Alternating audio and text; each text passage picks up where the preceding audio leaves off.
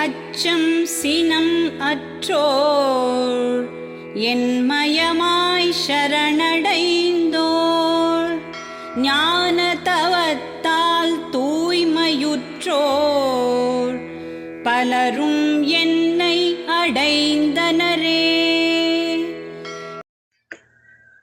ஹரி ஓம். இறைவனோடு இரண்டர கலந்தவர்கள் உண்டா எனும் கேள்விக்கு இந்த பாடலில் பகவான் பதிலளிக்கின்றார். குருதேவர் கூறுகின்றார், உடலால் மனதை தூய்மைப்படுத்துவதற்கு பெயர் கர்மயோகம் என்றும், மனதை மனதால் தூய்மைப்படுத்துவதற்கு பக்தி யோகம் என்றும், ஞானத்தால் மனதை தூய்மைப்படுத்துவதற்கு ஞான யோகம் என்றும் பெயர் என்கின்றார் குருதேவ். ஆம், ஆசை, அச்சம், சினம் என்பதை கர்மயோகத்தின் மூலமாக மனதை தூய்மைப்படுத்த வேண்டும்.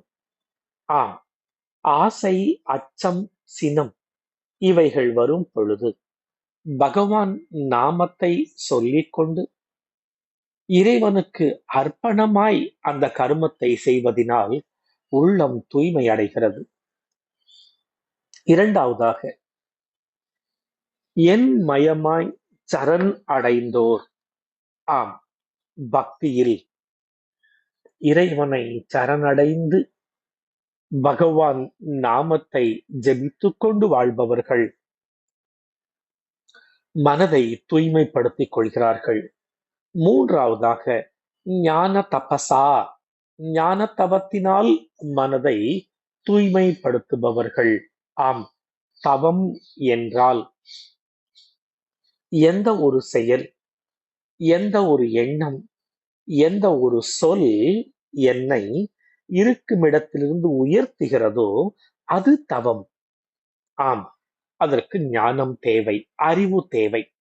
ஆக ஞான தவத்தின் மூலமாய் மனதை தூய்மைப்படுத்திக் கொள்பவர்கள் இறுதியில் இறைவனை வந்து அடைகிறார்கள் என்று கூறுகின்றார் பகவான் இந்த பாடலில்.